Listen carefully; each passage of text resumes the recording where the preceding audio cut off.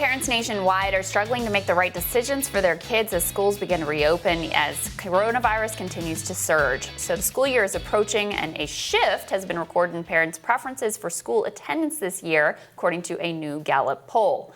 In late May, 56% of K-12 parents wanted full-time in-person school this fall. Now that number has fallen to just 36%. Editor-in-Chief of Gallup, Mohamed Younis, joins us now to dig deeper into the data. Thanks for joining us. Thanks for having me. It's good to be back. Mohamed, can you break down some of your key findings in this poll? Because it seems to have been a pretty big shift from May in terms of how parents are now viewing this. So can you talk a little bit about that and why that might be happening aside from the obvious? Absolutely. Jeff did a great job on our team of breaking down these data. We have been getting tons of questions about parents' preferences for schooling in the fall. What the data really show are kind of three angles to this. There's an overall shift, as Crystal just mentioned, in the overall interest in seeing full-time in-person schooling. The only change where we haven't seen changes really in people wanting a mixed option of virtual and in-person. We saw a 21% jump from May to July in the rate of parents that want to do full-time distance learning. So an increase overall in people wanting more distance learning, less in person. However, when you ask the following question, which is, are you worried that your child can contract coronavirus? You see a huge disparity in people's preferences for school, understandably. So when you look at full-time in-person schooling, for those that are worried that their children would get coronavirus, only 15% of them really are even considering that compared to the national average of 36%. And of course, the opposite, those who are not worried, 79% of them want to see full-time in-school learning. We've seen the worry generally at the national level of contracting the virus really come back up again. In May, 46% of Americans said that they were basically concerned that they or their children would contract it. That's now up to 64%, kind of through the end of July.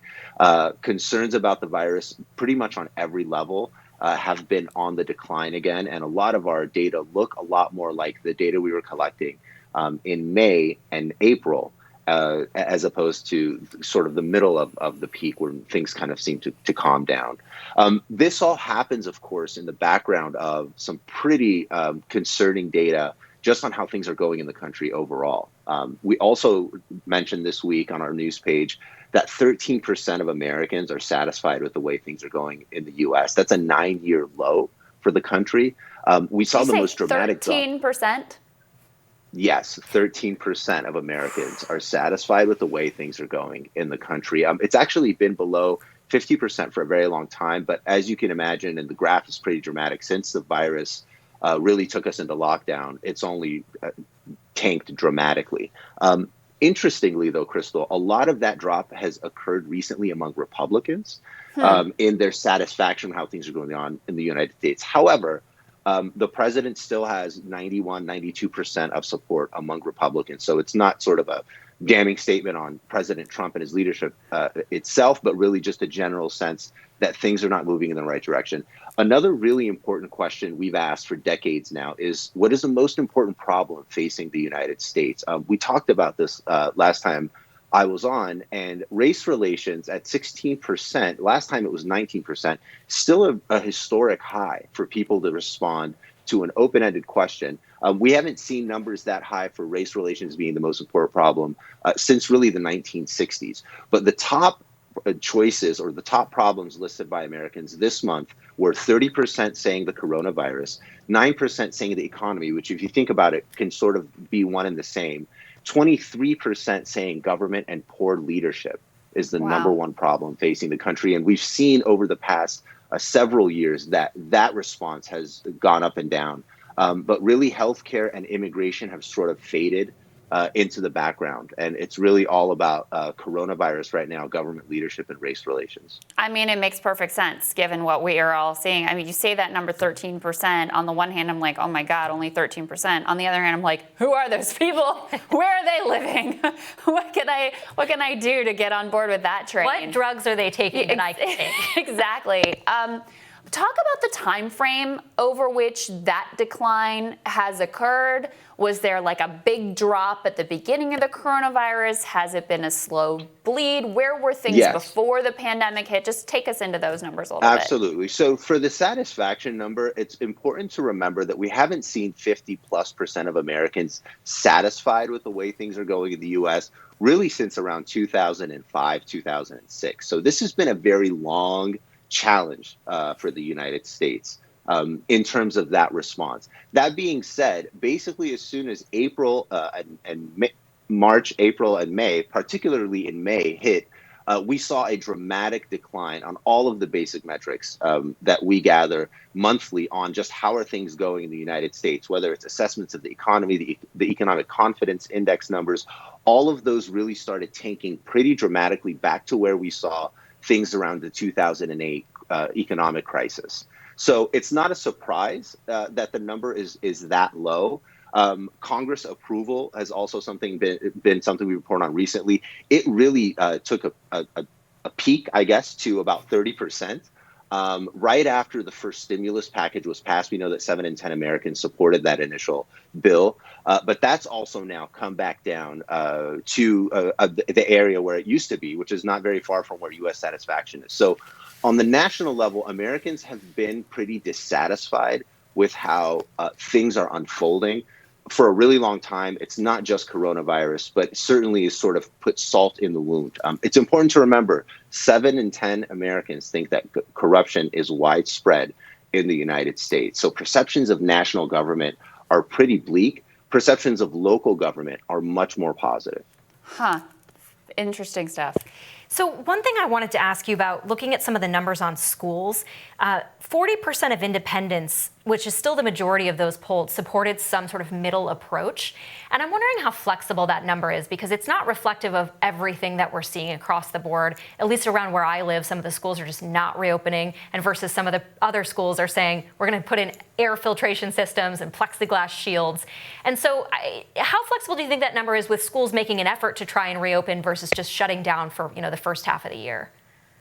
That's such a critical point. I mean, so much of this is really local in terms of the contraction rates themselves, but also in terms of schools' leadership, willingness to open, and like you mentioned, their capacity to really make the adjustments needed to open safely. So it's important for us to kind of track where things are going on the national level, and these data are really critical for us. That's why we track it. But really, these decisions are made on a local level. It's very similar to the debate we had around reopening after the major lockdown we experienced.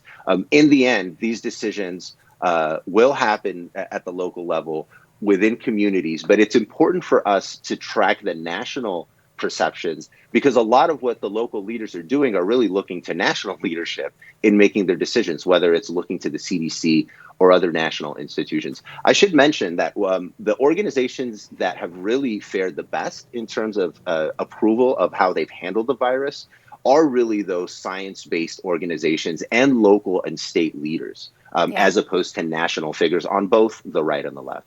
Very interesting. And finally, I'm still kind of stuck on this 13% satisfied with the direction of the country number. And you may not know the answer to this, but you often have encyclopedic knowledge of how these trends all correlate. How does that fit together in the past with how incumbent presidents ultimately fare in an election? That's a really great question.